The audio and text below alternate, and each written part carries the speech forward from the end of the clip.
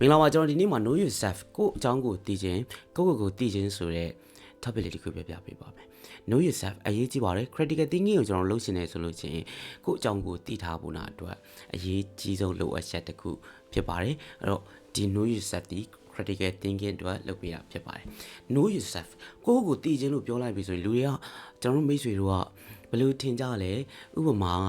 ကိုယ့်ရဲ့ကောင်းတာတွေပဲကိုသိထားတယ်ကိုယ့်ရဲ့တန်ဖိုး value ကိုသိထားတယ်ဒါဆိုရင်မိတ်ဆွေသိထားတာ10%ပဲရှိပါသေးတယ်ဟုတ်ပြီ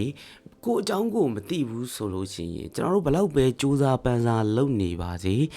life direction ကတစ်ချက်လျှော်သွားတာနဲ့ကားတစ်စီးမောင်းနေရတယ်လို့ပဲစီးတိုင်းတစ်ချက်လျှော်သွားတာနဲ့ direction လွဲသွားနိုင်တယ် drift ဖြစ်သွားနိုင်တယ်ဟုတ်ပြီအဲ့တော့ကိုအကြောင်းကိုသိခြင်းကအရန်အရေးကြီးပါတယ်ဆိုတော့know yourself ကိုကျွန်တော် motivation အနေနဲ့ပြောပြမှာမဟုတ်ဘဲနဲ့ identity system တခုအနေနဲ့ရှင်းပြပေးပါမယ် know yourself ကိုအကြောင်းကိုသိတယ်ဆိုတာကိုအကြိုက်တွေကိုသိတယ်လို့ထင်နေကြပါတယ်ဒါက know yourself ရဲ့10%ပဲရှိပါသေးတယ်ကျွန်တော်ရှေ့မှာလည်းပြောခဲ့တယ်အဲ့တော့ the mental လက်မှာ know yourself ကိုကျွန်တော် self operating system တိစောက်ပေးထားပါတယ်ဒါလေးကိုလည်းကိုဘယ်လိုရှာရမလဲကိုအကြောင်းကိုဘယ်လိုသိအောင်လုပ်ရမလဲဆိုတာကိုကျွန်တော် layer လေးခုပြင်ပေးထားတယ်နောက်မှပါလိမ့်မယ်ပထမဦးဆုံးကိုအလုပ်တွေကို auto run ပေးတဲ့ဒီ OS လေးတခုကျွန်တော်ဖန်တီးပေးထားတာပေါ့နော်ကိုအကြောင်းကိုတေချာနားမလည်ထားတဲ့လူတစ်ယောက်က wrong goal ဆိုတာ target goal တွေကိုဖြစ်ရှင်တဲ့ပန်းနိုင်နေဟာမှားနေတယ်အဲ့တော့ဒီလူတစ်ယောက်ပဲအောင်မြင်မှုဆိုတာကဒီလူတယောက်ရဲ့စံချိန်စံနှုန်းနဲ့တိုင်းတာတာဖြစ်တဲ့အတွက်မိတ်ဆွေမှာလည်းမိတ်ဆွေတိုင်းတာနေတဲ့ပေတံလေးတွေရှိပါတယ်ကိုတိုင်းတာနေတဲ့ပေတံကအောင်မြင်မှုကဒီလိုပါဆိုတာမျိုးရှိတယ်ဆိုလို့ရှိရင်ဒါကအထူးသတိထားအောင်မှာကလူအများအောင်မြင်တယ်လို့သတ်မှတ်တဲ့ life ကိုကလည်းသဘောကျတယ်အောင်မြင်တယ်လို့သတ်မှတ်နေမိတယ်ဆိုရင်ဒါကိုအကြောင်းကိုသိဖို့နောက်အတွက်မိတ်ဆွေနည်းနည်းလေးပို့ပြီးတော့ try ကြည့်တင်နေတယ်လို့ကျွန်တော်ထင်ပါတယ်ဒါကတကယ်လားတကယ်မဟုတ်ဘူးလားဆိုတာကိုဘယ်ဟာက proof လုပ်ပေးနိုင်လဲဆိုရင်ကိုတိုင်းပဲ proof လုပ်ပေးနိုင်တာပါအဲ့တော့ကိုရဲ့ goal တွေမှားသွားနိုင်တယ်ပန်းနိုင်တွေမှားသွားနိုင်တယ်နောက်တစ်ခုကကိုအကြောင်းကိုမသိတဲ့အခါမှာကိုဘာတွေကြိုက်လဲကိုကဒီဘယ်အလုပ်ကိုလုပ်ရတာကြိုက်လဲပေါ့နော်ဒါမျိုးမသိတဲ့အခါမှာ decision ရှာတဲ့နေရာတွေမှာအမှားယွင်းနေအများကြီးဖြစ်လေရှိပါတယ်မိတ်ဆွေအနေနဲ့ careerကိုယ့်ရဲ့ career ကိုရွေးချယ်တဲ့နေရာမှာတခါတလေဒီအလုပ်ကိုလုပ်ရတာကြိုက်တယ်လို့ထင်ပေမဲ့ကိုတကယ်လုပ်ကြည့်လိုက်တော့မှမကြိုက်နေဘူးဆိုတော့အလုပ်ကလုပ်ပြီးသွားပြီအလုပ်ကဝင်နေပြီဒါမျိုးဖြစ်တယ်ဆိုတာကိုယ့်အကြောင်းကိုသိချာသိဖို့လိုအပ်နေတယ်လို့ပြောလို့ရပါတယ်နောက်တစ်ခုက wrong relationship တွေpartner တွေကိုကသဘောကျတယ်လို့ထင်ပေမဲ့အချိန်အကြာကြီးတွဲလာပြီးတော့မှဒီလိုသဘောမကျတော့တာမျိုးဖြစ်တယ်ဆိုတာကိုတကယ်သဘောကျတာဘလို့ဟာမျိုးလဲဆိုတာကိုမသိလို့လည်းဖြစ်နိုင်တယ်မိတ်ဆွေတကယ်ရှစ်တဲ့လူကဘလို့ပုံစံမျိုးဖြစ်နိုင်လဲဆိုတာကိုတေချာမသိလို့လည်းဖြစ်နိုင်ပါတယ်ဒါကြောင့်မလို့ wrong relationship တွေနဲ့ကြုံတွေ့ရနိုင်တယ်ပြီးရင် wrong lifestyle ကို lifestyle တခုလုံးကဒီလိုဖြတ်တန်းကျင်တာဟုတ်ရဲ့လားဒါကိုမသိဘူးဆိုရင်တက်လုံးကိုမသိတာ ਨੇ lifestyle တခုလုံးကိုအရန်ချိန်အကြာကြီးထိကျွန်တော်တို့ဖြတ်တန်းသွားပြီးတော့မှနောက်ဆုံးဘဝကိုနေဝင်ရောက်သွားတာမျိုးဖြစ်တတ်တယ်အဲ့တော့ကိုသိခြင်းကအရင်ရေးကြည့်ပါတယ်ကိုမသိတဲ့လူက drift ဖြစ်ပုံတာများပါတယ်ဒါကြောင့်မလို့မိတ်ဆွေတို့ကကိုသိထားမှုနာအတွက်စူးစမ်းတင်တယ်ကိုသိအောင်ဘယ်လိုလုပ်ရမလဲပြီးရင် self awareness အရင်အရေးကြီးတယ်နော် self awareness ကိုတတိမူမိခြင်းလို့ခေါ်လို့ရပါတယ်တတိထားပြီးတော့စောင့်ကြည့်တာဒါမျိုးလုပ်တဲ့လူတွေကကိုသိဖို့နော်အလားအလာပိုများတာဖြစ်တဲ့အတွက် self awareness လည်းရှိဖို့လိုတယ်ဟုတ်ပြီ self awareness မရှိသေးဘူးဆိုရင်မြေပုံမရှိတဲ့ခရီးတစ်ခုကိုတစ်ခါမှမရောက်ဘူးတဲ့နေရာတစ်ခုကိုရောက်သွားတယ်ပြီးရင်ကျွန်တော်တို့အနေနဲ့ GPS လည်းမသုံးမဲနဲ့သွားနေတာနဲ့လားတဲ့တူတတ်ပါတယ်ဟုတ်ပြီကျွန်တော် layer ၄ခုနဲ့ကိုရှာဖွေတဲ့ framework လေးတိစောက်ပေးထားပါတယ် the mental left က know yourself framework ဖြစ်ပါတယ်ကြည့်အောင်ရမ်းပြီးဖေးသွားကျွန်တော်ရဲ့ point of view ကနေလည်းပြောပေးထားတယ် system thinking နဲ့လည်းပြောပေးထားပါတယ်နံပါတ်1ကလူတယောက်မှာ energy layer ဆိုပြီးတော့ရှိတယ် energy layer မှာဆိုရင်အာတက်တဲ့အကြောင်းတွေရှိပါတယ်လောက်ရက်ပြီးရင်အတွေးပြီးရင်အပြော လူတစ်ယောက်မှာအခြေခံအဖြစ်၃ခုတည်းကျွန်တော်တို့ဖွဲ့စည်းထားတယ်ကာယကံဝစီကံမနောကံမှာကာယဆိုတာက physically ပြုမှုတဲ့ပြုမှုဝစီဆိုတာစိတ် think လုပ်တာတို့တွေးတာစဉ်းစားတာပြီးရင်ခံစားချက်တွေဒါစီဝစီကံတွေပဲမနောကံတွေပဲပေါ့နော်နောက်တစ်ခုကတော့ဝစီဆိုတော့ပြောတာကိုဘယ်လိုလူတွေနဲ့ဘာအကြောင်းတွေပြောလိုက်ရင်ဘယ်လိုအားတက်လာတယ်ဆိုတာရှိတတ်ပါတယ်ဒါကိုပြန်လဲရှာဖွေပါဒုတိယတစ်ခုအားတက်တာရှိရဆိုရင်အားရော့တာလည်းရှိပါတယ်ဘယ်လိုလူနဲ့စကားပြောလိုက်ရင်ဘယ်အကြောင်းကိုဘယ်လိုလူနဲ့ပြောလိုက်ရင်ဘယ်အချိန်မှာပြောလိုက်ရင်အားရော့သွားတယ်အဲ့လိုမျိုးရှိတတ်တယ်အဲ့တော့ကိုအားရော့တဲ့အရာတွေကိုသိထားတယ်ဆိုလို့ရှိရင်လည်းဒီတာအနေနဲ့ကိုပြန်ပြီးတော့မှထုတ်ထားလို့ရတယ်အဲ့တော့အားတက်တာရှိပြီဆိုရင်အားရော့တာလည်းရှိမယ်ပြီးရင်ဘယ်လိုလူတွေနဲ့တွေးလို့ရှိရင်အားရော့လဲဘယ်အလုပ်ကိုင်းလုပ်လို့ရှိရင်အားရော့လဲပြီးရင်ဘာတွေတွေးမိလို့ရှိရင်အားရော့သွားလဲဒါတွေကိုတေချာလေးပြန်လဲရှာဖွေပါမိတ်ဆွေရှာဖွေတတ်ပါတယ်မိတ်ဆွေကိုယ်တိုင်ရှာဖွေရမယ့်အရာပါအဲ့ဒါပြီးရင်နောက်တစ်ခုကတော့စိတ်အေးချမ်းရာကိုရှာဖွေပါကိုယ့်ရဲ့စိတ်အေးချမ်းရာကကိုတွေးလိုက်တဲ့အတွေးလေးတွေကလည်းဖြစ်နိုင်တယ်ကိုလှုပ်လိုက်တဲ့ပြုမှုလေးတွေဖြစ်နိုင်တယ်ကိုသွားလိုက်တဲ့နေရာလေးတွေဖြစ်နိုင်တယ်လူတွေကတယောက်နဲ့တယောက်မတူဘူးကျွန်တော်တို့ကမ်းခြေလေးတွေရောက်မှစိတ်အေးချမ်းတဲ့လူရှိတယ်ဂိမ်းဆော့ရင်စိတ်အေးချမ်းတဲ့လူရှိတယ်စာပန်းရင်စိတ်အေးချမ်းတဲ့လူရှိတယ်ကော်ဖီဆိုင်တိုင်းရင်စိတ်အေးချမ်းတဲ့လူရှိတယ်တကယ်ချင်းတွေနဲ့စကားဝိုင်းဖွဲ့ပြောပြီးတော့တောက်ကြစားကြတယ်ဆိုလို့ရှိရင်စိတ်အေးချမ်းတာရှိပါတယ်အဲ့တော့မိတ်ဆွေရဲ့စိတ်အေးချမ်းတာနေရာကလည်းတူမှာမဟုတ်ဘူးအတွေ့အလည်းတူမှာမဟုတ်ဘူးအပြောရလည်းတူမှာမဟုတ်ဘူးကို့အကြောင်းကိုသိဖို့နာအတွက်လုပ်နေတာဖြစ်တဲ့အတွက်ကိုပြန်ပြီးတော့မေးပါတိတိကျကျအဖြေကိုစာအုပ်ထဲမှာရှာရေးပါနောက်တစ်ခုကစိတ်အေးချမ်းရာရှိတယ်ဆိုရင်စိတ်ပူလောင်ရာလည်းရှိပါတယ်ဘယ်လိုလူတွေနဲ့ဘာအကြောင်းတွေပြောလိုက်လို့ရှိရင်ဘယ်လိုစိတ်ပူလောင်လာလဲပြန်ပြီးတော့စဉ်းစားကြည့်ပါပြီးရင်စာအုပ်လေးထဲမှာဒီဟာလေးရလာပြီးတော့ရှာရေးဘယ်နေရာကိုသွားလိုက်စိတ်ပူလောင်တတ်လဲကျွန်တော်ဆိုရင်ဒီအရင် noise များတဲ့နေရာတွေရောက်သွားပြီစိတ်ကအလိုလိုပူလောင်လာတယ်အဲ့လိုမျိုးဆိုရင်ဒါကျွန်တော်ရဲ့ခြောင်စရာနေရာတစ်ခု avoid လုပ်စရာနေရာတစ်ခုရှိသွားပြီဒါဆိုရင်ကျွန်တော်အဲ့နေရာကိုနောက်ထပ်မသွားတော့ဒါမျိုးလုပ်လို့ရတယ်ပြီးရင်နောက်တစ်ခုကတော့ဘလူးစကားတွေပြောလို့ရှိရင်ပူလောင်လာလဲဥပမာသူများအကြောင်းတွေပြောရင်ကျွန်တော်ဆိုပူလောင်လာတတ်တယ်အဲ့တော့မိတ်ဆွေမှာလည်းအချို့အကြောင်းအရာတွေပြောရင်ပူလောင်လာတာရှိလိမ့်မယ်စီးပွားရေးအကြောင်းတွေပြောရင်ပူလောင်လာလားမိသားစုအကြောင်းပြောရင်ပူလောင်လာလားပြီးရင်အရှိအကြောင်းပြောရင်ပူလောင်လားအရှိအကြောင်းတွေးရင်ပူလောင်လားမိသားစုအကြောင်းတွေးရင်ပူလောင်လားပြီးတော့အပေါင်းအသင်းတွေအကြောင်းတွေးရင်ပူလောင်လားကိုယ့်ရဲ့ physically ကျွန်တော် body ကိုယ့်ရဲ့စိတ်ပိုင်းဆိုင်ရာကိုယ့်ရဲ့ facial ကိုယ့်ရဲ့look ပေါ့နော်ခေါ်တာပေါ့အဲ့လိုမျိုးအကြောင်းတွေတွင်ပူလောင်လားကိုမှပူလောင်တဲ့အကြာတွေတိသွားပြီဆိုရင်ကိုမပူလောင်ခြင်းတဲ့အရာမျိုးမှာအဲ့ဒါကိုမတွေးဘဲနဲ့ရှောင်လိုက်တယ်ဆိုရင်တော့မှဒါမျိုးလေးတွေအသီးလေးတွေအစားလုပ်လို့ရပါတယ်အဓိကကိုအကြောင်းကိုတကယ်သိနေဖို့လိုတာပါအဓိကရည်ရွယ်ချက်ကတော့ operating လုပ်တဲ့နေရာမှာအရင်းအမြစ်တွေနေနဲ့ရှိထားဖို့နာအတွက်အာတက်တာတွေအာရော့တာတွေစိတ်အေးချမ်းတဲ့နေရာတွေစိတ်အေးချမ်းတဲ့အတွေးတွေပြီးစိတ်ပူလောင်တဲ့အတွေးတွေအပြောတွေဒါတွေအကုန်လုံးကိုစာအုပ်လေးထဲမှာရှာရေးလိုက်ပါရှာရေးပြီးသွားရင်အဲ့ဒါကို operating လုပ်တဲ့နေရာမှာအရင်းမြစ်တွေနေနဲ့ပြန်ပြီးတော့အသုံးချလို့ရသွားပါပြီကို့အကြောင်းကိုသိချသိသွားပါလိမ့်မယ်ဟုတ်ပြီနောက်တစ်ခုကတော့နံပါတ်1 layer pattern layer ပါကိုဘဝကိုဘယ်လိုအလေးကျင့်နေနဲ့လေပတ်နေတာလဲကိုကတခုခုမနက်ခင်းထလာတယ်ဆိုလို့ချင်းဘယ်အကြောင်းကိုတွေးလိုက်တာလဲဆိုတော့တခါလေကျွန်တော် relationship တွေရှိရဆိုလို့ချင်းကိုယ့်ရဲ့ partner အကြောင်းကိုတွေးလိုက်ပြီးတော့မနက်နိုးထလာတာမျိုးတွေရှိတတ်တယ်ငယ်ဘဝတွေမှာရှိရမိတ်ဆွေမှာလည်းဒီဘဝမှာကြုံလာရတဲ့ဟာတွေအကုန်လုံးရှိလိမ့်မယ်အဲ့ဒီထဲမှာကိုယ့်ရဲ့မနက်ခင်းနိုးလာတဲ့အချိန်ဘယ်အကြောင်းကိုတွေးတယ်လဲအဲ့ဒါကိုသိထားဖို့လိုပါတယ်သိထားရုံပါပဲအဲ့တော့ operating လုပ်ရှင်တဲ့အချိန်မှာအဲ့ဒါကိုပြန်အသုံးချဖို့လိုတာပါအခုလောလောဆယ်ကဘာမှမတွေးသေးနဲ့ရောကိုဒီဘယ်တဘာဝတွေနဲ့ကိုလေပတ်နေလဲဆိုတာသိဖို့နာအတွက်သိုံလေးပဲသိပြီးတော့စာအုပ်လေးထဲမှာ data တခု note အနေနဲ့ရှာရတိုင်းရပါပြီဒီ layer လေးခုကိုအကုန်လုံးအဲ့လိုပဲလုပ်ထားပါအဲ့ဒါဆိုရင်ဒီရှာဖွေတဲ့နေရာမှာတော့ကိုလုံးဝမညာမိဖို့နာအမှန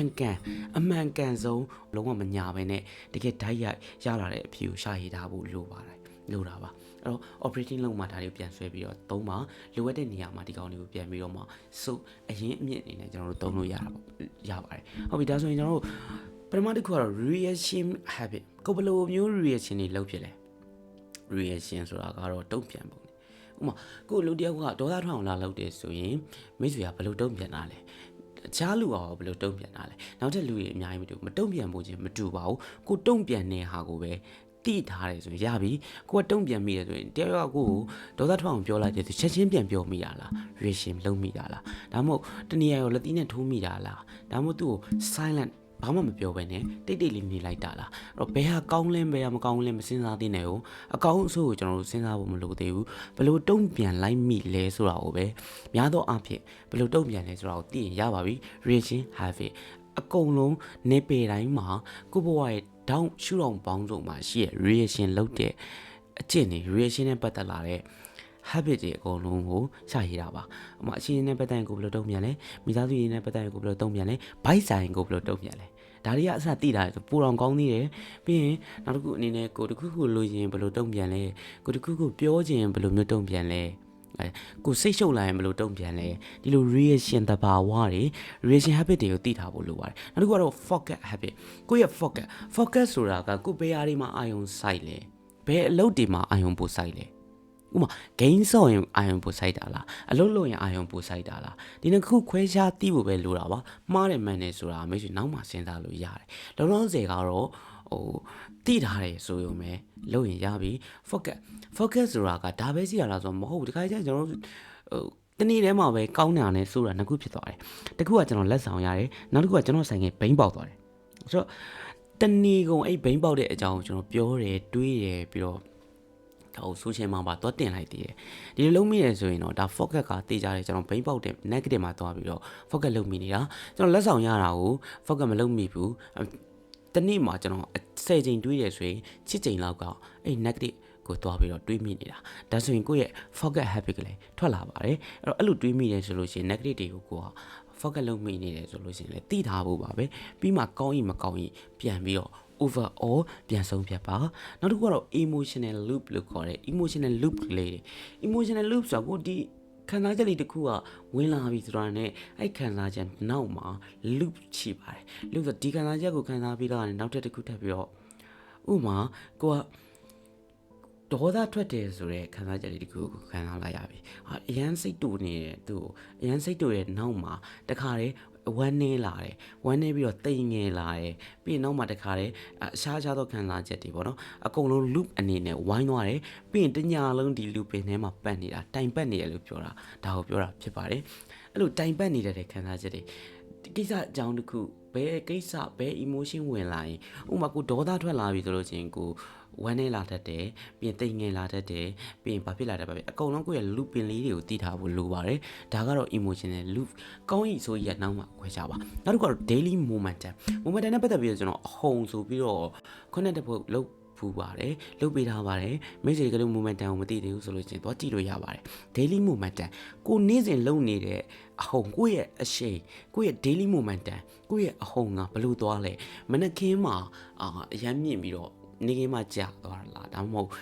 ်ညပိုင်းမှပြန်တက်လာလားအဲ့တော့ကိုယ့်ရဲ့အဟုန် momentum ကိုလည်းကိုသိတာကိုလိုပါတယ်နောက်တစ်ခုကတော့ personal strength ဆိုတော့ weakness ပြီးရင် pattern လေးအာသာချက်အားနည်းချက်ဆိုတော့ပြောတာလွယ်တာရှားဖို့အရန်ခက်ပါတယ်အာသာချက်အားနည်းချက်ကိုယ့်ရဲ့အာသာချက်ဆိုတော့ပါလေစကားပြောကောင်းတာလားဒါမှမဟုတ်ကရုပ်ချောတာလားအဲ့ဒါတွေမဟုတ်ဘဲနဲ့ဒီချက် deep ဖြစ်လို့ရပါသေးတယ်ကိုက silent လုံးဝတိတ်ဆိတ်နေရတဲ့နေရာမှာဆရာကြတာလားပြီးတော့ကိုကအရန်စိတ်သက်တန်မာတဲ့နေရာမှာကိုယ့်ရဲ့အာသာချက်ရှိရလားဒါဆိုရင်ကိုကျွန်တော်တို့ risk take ကြီးကောင်းကောင်းယူလို့ရတယ်ဘဝကြိုက်တာလာလို့ရနေပြီ strong ဖြစ်တယ် mentality strong ဖြစ်တယ်ဒါမှမဟုတ်ကိုက mentality strong မဖြစ်ဘူးဆိုလို့ရှိရင် mental ဘိုင်းမှာအားနည်းချက်ရှိတယ်ဆိုပြီးတော့ weakness အနေနဲ့ထည့်ထားလို့ရပါတယ်အဲ့တော့ကိုယ့်ရဲ့အားသာချက်အားနည်းချက်ဆိုတာလည်းအခုပေါင်းအများကြီးရှိပါတယ်အားသာချက်တွေကအများကြီးပါဥပမာ thinking ဆိုလို့ရှိရင် system thinking ကျွမ်းကျင်တာလားဒါမှမဟုတ် critical thinking ကျွမ်းကျင်တာလားအပြောမိုင်းမှာဆိုလို့ရှိရင်လူတွေကိုထိအောင်ပြောနိုင်တာလားလူတွေကိုကိုယ့်ချီကိုဝယ်အောင်ပြောနိုင်တာလားလူတွေကိုစိတ်ဝင်စားအောင်ပြောနိုင်တာလားလူတွေကိုတကယ်မှန်တာကိုတကယ်မှန်ပါတယ်ဆိုပြီးပြောနိုင်တာလားဒါမှမဟုတ်မျက်လှည့်ပြတယ်လို့မျိုးမျက်လှည့်ပြတဲ့နေရာမှာသုံးလို့ရတယ်လူတွေကိုအာယုံလွှဲပြီးတော့မှကိုလိုချင်တာကိုမျက်စိတမိတ်အတွင်းမှာပဲဒါလှုပ်လို့ရအောင်လူတွေကိုအပြောနဲ့ထိန်းချုပ်ထားနိုင်တာလားဒါမျိုးကျွန်တော်တို့အားသာချက်ဆိုတော့အများကြီးရှိပါတယ်ပြီးရင်ကိုကလူတယောက်ကိုကြွေအောင်ပြောနိုင်တာလားဒါလည်းအားသာချက်ပါပဲကိုမအားသာချက်တွေအများကြီးရှိရစီးပွားရေးမှာဆိုလို့ရှင်လေကိုကတစွတ်ထုတ်လုပ်တတ်တာလား မြင်းဖြောင်းတိုင်းသွားတာအားသာချက်မြင်းဖြောင်းတိုင်းမြားတစ်စင်းလိုမျိုးလုံးဝဘဲအရာပဲလာ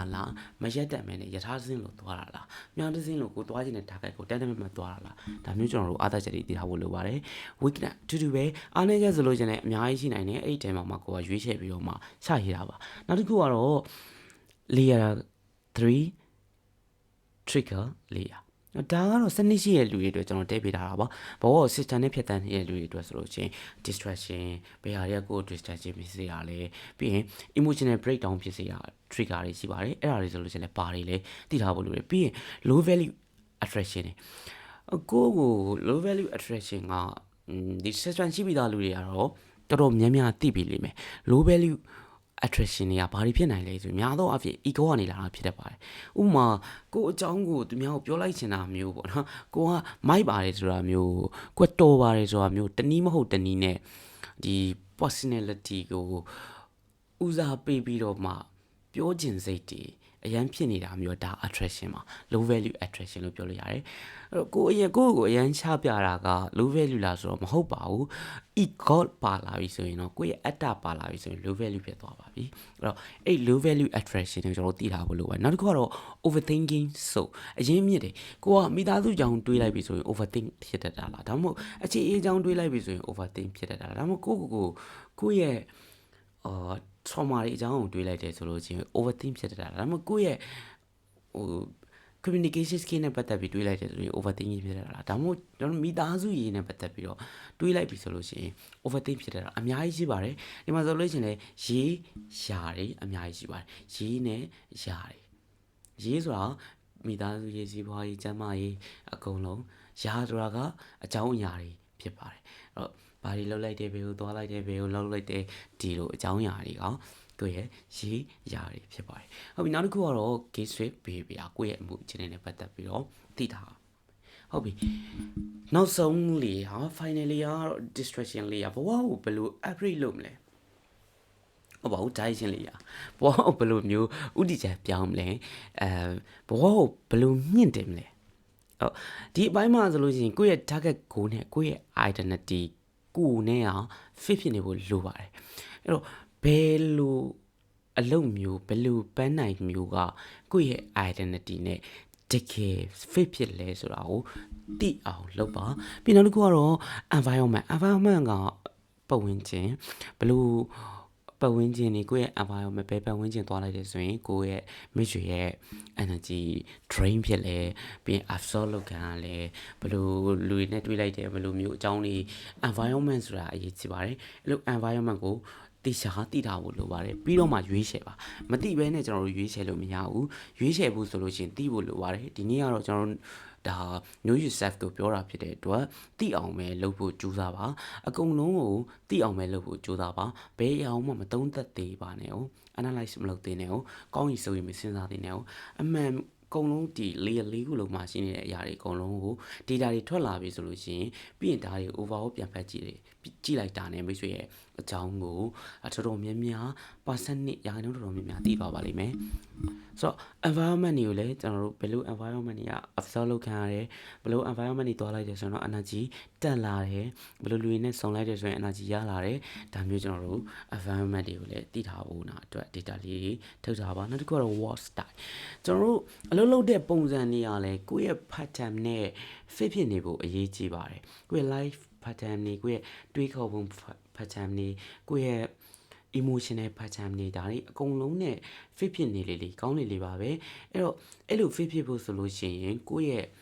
pattern တွေအကုန်လုံးကိုသိဖို့လိုပါတယ်အဲ့ဒါသိဖို့နာအတွက်ဆိုလို့ရှိရင်ဒီမှာကိုယ့်ဘဝကိုဘယ်လို pattern တွေနဲ့လဲပတ်နေလဲဆိုတော့အပေါ်မှာချရေးခဲ့ပြီးသားအဲ့တော့ဒီအောက်ကဟာကိုလုပ်တယ်ဆိုလို့ရှိရင်အပေါ်ဟာလေးနဲ့လမ်းပြီးတော့ကိုက်ချီအောင်နဲ့မိတ်ဆွေလုပ်လို့ရပြီအောက်ကတော့ lifestyle ကိုနဲ့ fit ဖြစ်တဲ့ lifestyle emotional structure နဲ့ emotional ဆိုခံစားချက်တည်ဆောက်ဖို့ပေါ့နော်အဲ့ဒါနဲ့ fit ဖြစ်တဲ့ lifestyle ကိုတည်ဆောက်တတ်ဖို့လိုပါတယ်အဲ့တော့ emotion ကကိုယ့်ရဲ့ emotion ကိုယ့်ရဲ့ energy ကဘယ်လိုမျိုးလဲ clam ဖြစ်တာလားကိုယ့် emotion ဟာ clam ပါလားဒါမှမဟုတ်stony vibe လား stony ဆိုတာအရင်မာကြောပြီးတော့မှ ease ဆက်တဲ့ vibe လားဒါမှမဟုတ်ကိုယ့်ရဲ့ emotional structure ကဘယ်လိုခေါ်မလဲ sensitive ဖြစ်တဲ့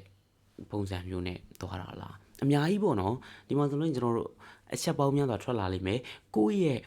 တကယ် structure ပါလဲဆိုတော့စမ်းစစ်ပါကိုကတန်မာပြီးတော့ဘဝကိုထောင်ကြကြပြကြကြသွားတတဲ့လူလားပေါ့နော်အဲ့လိုမျိုးကျွန်တော်တို့အစအဆုံးအဆအရာပြန်ပြီးတော့ကိုယ့်ကိုပြန်မေးပြီးတော့မှကိုယ့်ရဲ့ emotional structure ကျွန်တော်ဆိုရင်ဒါ stony vine နဲ့နောက်တစ်ခုကတော့ clam ပေါ့နော် clam အေးတယ်အဲ့လိုပုံစံမျိုးနဲ့တိကျတာဖြစ်တဲ့အတွက်ကျွန်တော် lifetime ဆိုလို့ရှိရင်လည်းအဲ့လိုမျိုး fit ဖြစ်တဲ့ပုံစံမျိုးပဲလောက်ထားတာများပါတယ်ပြီးရင် boundary ဒီကောင်တွေကလည်းအရေးကြီးတယ်ကိုယ့်ရဲ့ OS ကိုဒီ product လောက်တဲ့ boundary ဖြစ်ဖို့လိုပါတယ် OS ဆိုတာကကျွန်တော် operating source နော်ကိုယ့်ရဲ့ operating source တွေကို product လောက်ထားတယ်ဒါ boundary တွေဖြစ်မြင်တော့အများကြီးပိုကောင်းပါတယ်ဆိုတော့ဒီနေ့ layer ၄ခုကျွန်တော်လုပ်ပေးလိုက်ပါတယ်know yourself framework အနေနဲ့ဒီကောင်လေးအကုန်လုံးထွက်လာပြီဆိုလို့ရှိရင်မိတ်ဆွေကိုအကြောင်းကိုတော်တော်လေး percentage များပိုသိသွားလိမ့်မယ်ဆိုတာသိကြပါတယ်เนาะဒီမှာစောက်လေးတွေကိုပြန်ဖတ်ကြည့်လိုက်တာ ਨੇ ဒါအကုန်လုံးဒီကိုပါပဲကိုအကြောင်းလေးကိုပြန်ပြီးတော့ရေးထားသလိုမျိုးပဲဟုတ်ကျွန်တော်နာမည်မောင် A ပါမောင် A ကဒါတွေဖြစ်တယ်ဒီလိုလုပ်တယ်ဒီလိုသွားတယ်ဒီလိုလာတယ်ဆိုတာကိုအကုန်လုံးသိသွားပါလိမ့်မယ်ခံယူချက်တရားအစား emotion နဲ့အစုံပြီးဘယ်ဟာတွေတွေးလိုက်ရင်စိတ်တက်တယ်ဘယ်ဟာတွေတွေးလိုက်တယ်ဆိုတော့ကျွန်တော်စိတ်ရောကြတယ်ပြီးရင်စိတ်လှုပ်ရှားမှုဖြစ်တဲ့အခါမှာဆိုလို့ညဘယ်လိုရာတွေဆိုရင်စိတ်လှုပ်ရှားမှုဖြစ်တယ်ဘယ်လိုမျိုးဆိုလို့ရှိရင်ကျွန်တော်တို့စိတ်မတည်မငြိမ်ဖြစ်တယ်ဒါမျိုးအကုန်လုံးကိုတည်သွားပြီဆိုလို့ရှိရင်ဒီကောင်နေ operating လုပ်တဲ့နေရာမှာပြန်လဲပြီးအသုံးချလို့ရပါတယ်။ decision ချတဲ့နေရာမှာကျွန်တော်တို့အသုံးချလို့ရတယ်ပြီးရင်ဒီထိတ်မှာကျွန်တော်ပြောခဲ့တယ်လို့ပဲကိုယ့်ရဲ့ goal တွေကိုရှာတဲ့နေရာမှာအသုံးချလို့ရတယ်ကိုယ့်ရဲ့ decision တွေဆုံးဖြတ်ချက်တွေမှန်လာဖို့နာအတွက် career တွေအလုပ်အကိုင်းမှန်ကန်တဲ့အလုပ်ကိုင်းရဖို့နာအတွက် relationship မှန်ကန်တဲ့လက်တွဲဖို့ရဖို့နာအတွက် lifestyle ကိုယ့်ရဲ့မှန်ကန်တဲ့ဘဝကိုဘဝဖြတ်သန်းမှုပုံစံလေးရဖို့နာအတွက်တည်ဆောက်နိုင်ဖို့နာအတွက်မိတ်ဆွေဒီဗီဒီယိုလေးကနေဒီ framework လေးကနေပြီးတော့မှစဉ်းစားစရာတွေအများကြီးရသွားလိမ့်မယ်လို့ထင်ပါတယ် know yourself ကိုအကြောင်းကိုသိတာက critical thinking မှာအရင်အရေးကြီးပါတယ်ကိုအကြောင်းကိုအသေးစိတ်သိထားတဲ့လူက critical thinking လုပ်တဲ့အခါမှာမိတ်ဆွေအများကြီးအထောက်အကူပြုနေပါလိမ့်မယ်အဲ့တော့ဒီဗီဒီယိုကနေပြီးတော့ကိုအကြောင်းကိုစောက်လေးထဲမှာရှာပြီးတော့ရေးသွားလို့ရပါပြီဒီ framework လေးကိုအသုံးချပါအားလုံးပဲကျေးဇူးများကြီးတင်ပါတယ် The Mental Lab ကကျွန်တော်ရန်ကန်ဖြစ်ပါတယ် Thank you ပါ